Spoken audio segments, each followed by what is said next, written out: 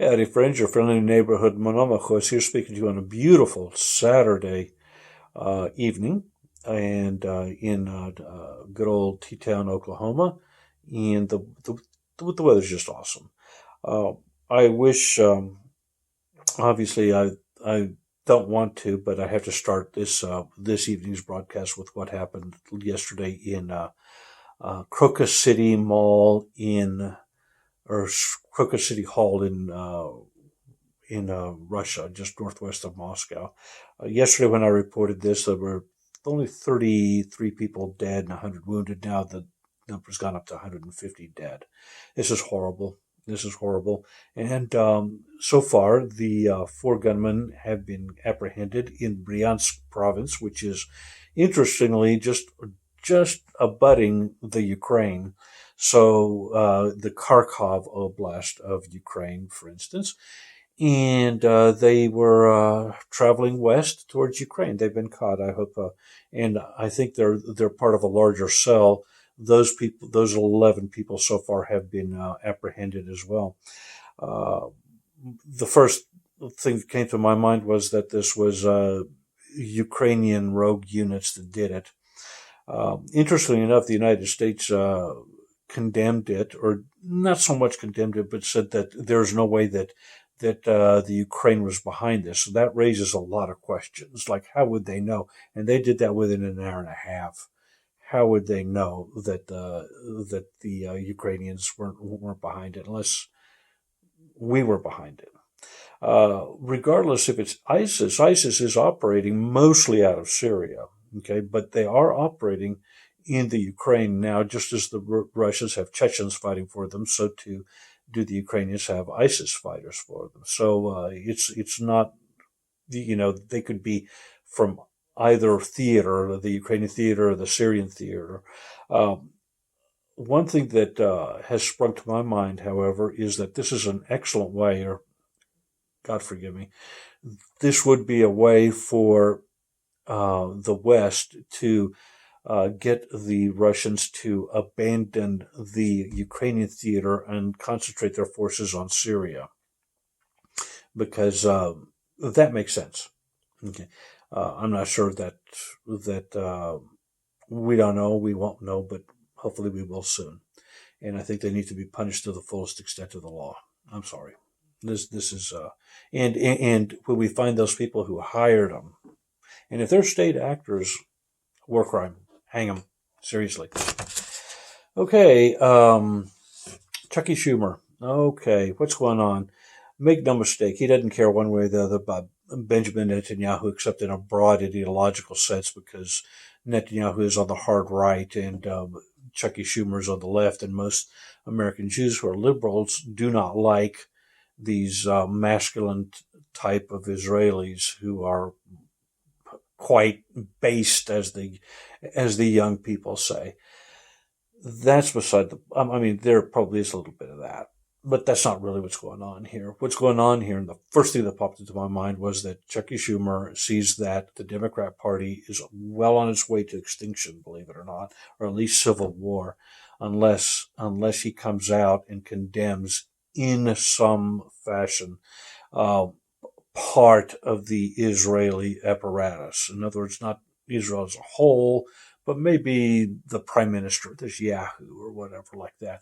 Because make no mistake, the rest of the Democrat coalition and Jewish people do not necessarily get along.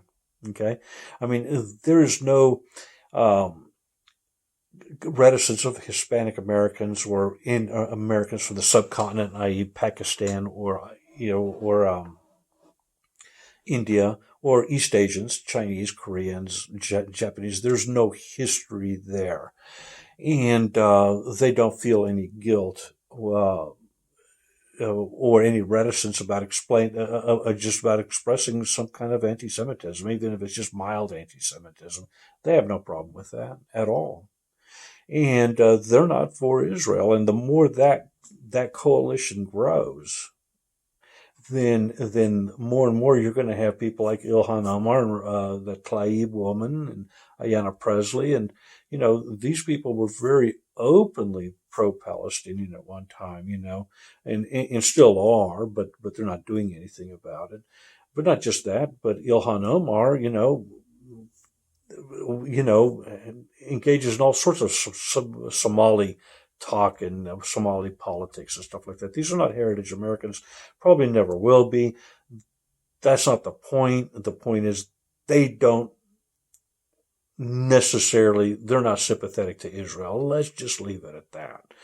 And there's a, you know, so the Democrats have to do what they have to do to try and keep their coalition together because the economy blows gaskets. Okay, let's see. Talking about a black pill. Okay, the culture is just horrible. It's just rotting away. I mean, when even a red state, the Hoosiers, Indiana, takes a child away from his parents, and I guess I'm using the wrong pronoun because his parents are devout Christians and they didn't believe that little Sally here is a boy and they wouldn't go along with it. Little Sally, I guess when she was 14 and going through the puberty and all the gender dysphoria associated with it, she decided that she's a boy, and her parents, being devout evangelical Christians, said, "Honey, no, that's not right. God made you a girl." It may be the other way around. Anyway, the Department of Health and Human Services in Indiana, or one of the three-letter agencies in charge of children and welfare, decided to take the child away from her parents, his parents, whatever, and put him in some kind of foster care situation, which is, oh, whoop-de-doo, isn't that wonderful?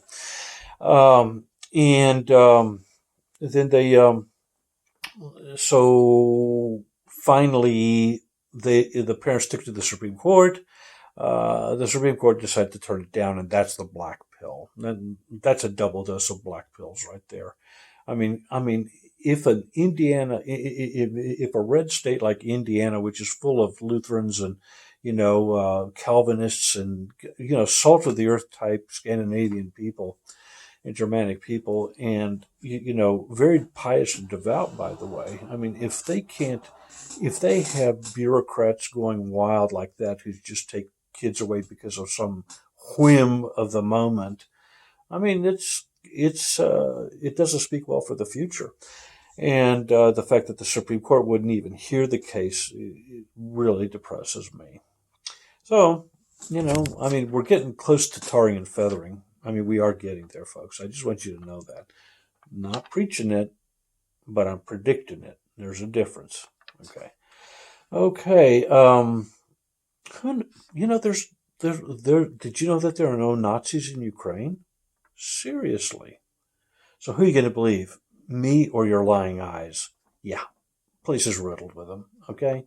And Jon Stewart, Jewish comedian, pinned a medal on one of them last year. He was chagrined. The entire Canadian Parliament was in rapturous joy because this 98-year-old of Waffen SS was just eating it up. Did they? Yeah. There's the place is just riddled with them. Okay. Anyway, let's just leave it at that. Let's see. Okay.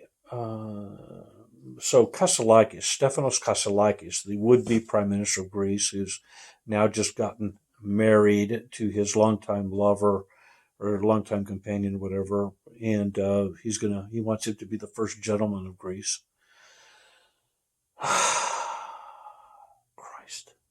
Anyway, he's just feeling his oats right now, and he told the Metropolitan of Corfu that I plan on being in church on Easter, and I dare you to kick me out. Well, pride goeth before a fall, dude. If pride goeth before a fall.